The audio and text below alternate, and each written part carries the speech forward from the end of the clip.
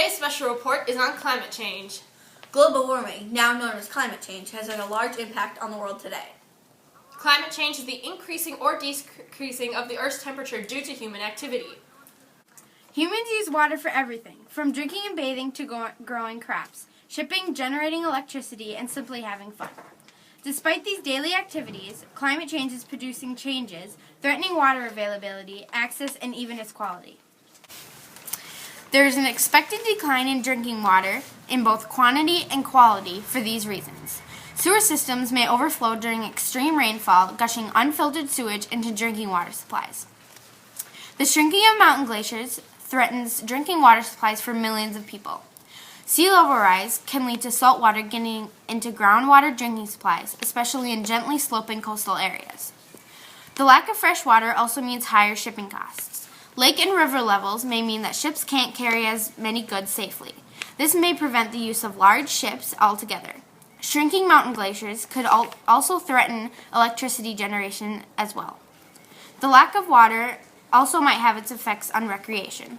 Snow melting earlier in spring puts winter sports such as skiing and snowmobiling at risk, while lower water levels in lakes and rivers increase the costs of maintaining recreational activities such as boat docks and even beaches. Most people agree that to slow down global warming, there are a variety of measures that should be taken. For big companies, this means limiting the amount of carbon dioxide and other greenhouse gases emitted out into the atmosphere. On a personal level, we can drive and fly less, as well as recycling items when possible, and conservation of resources can help slow global warming. People who suffer from asthma are more directly affected by the polluted air than others. As the climate gets warmer, air pollution will continue to get worse. Exposure to higher levels of smog, pollen, pollution, and smoke puts outdoor workers, children, the elderly, and those who are outside a lot at risk.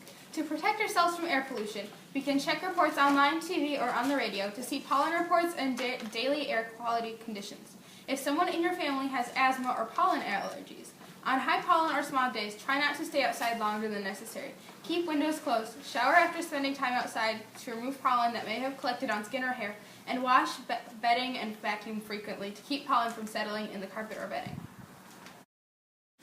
Carbon dioxide is the main pollutant involved in global warming.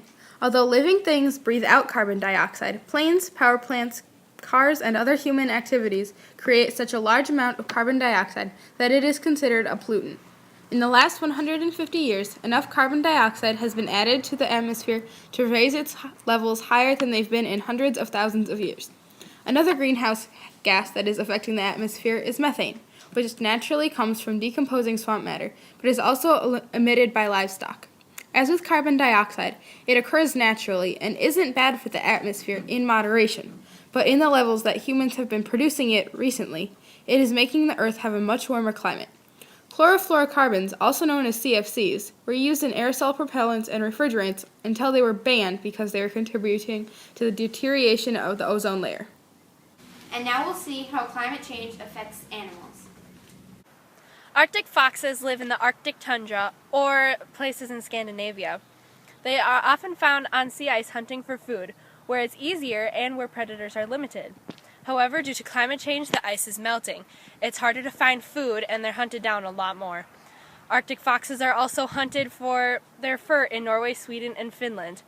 This doesn't help the decreasing population due to climate change. The Arctic fox's thick fur usually keeps it warm. However, if climate change causes the climate to get warmer, they could overheat, which is definitely not good. Reindeer and caribou across the world have been greatly affected by global warming. Not only have they had to face major climate change in the past, now it's happening to them again. 10 to 20,000 years ago, the northern hemisphere was locked in the Ice Age. Reindeer and caribou adapted to their new habitat well. They now live in northern Alaska and some parts of Canada. Reindeer are part of the deer family that makes up only a handful of species left from the Ice Age. This is called the Beringia monofonda. Over thousands of years, reindeer have adapted to warmer weather. Today, though, it is affecting them more severely. Their population is decreasing rapidly. With the melting ice caps, there is less and less land for them to live on. Researchers have expected that the species will lose up to 90% of their habitat in the next 60 years. If we don't help stop global warming, soon there may be no reindeer left.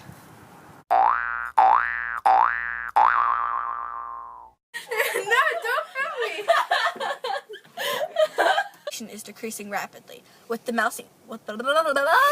Stop! It stopped. Gwenny, no, it's not. It's not stopped. Gwen, you're mean to me. They are losing more and more habitat each year. And I forgot the rest of what I was going to say.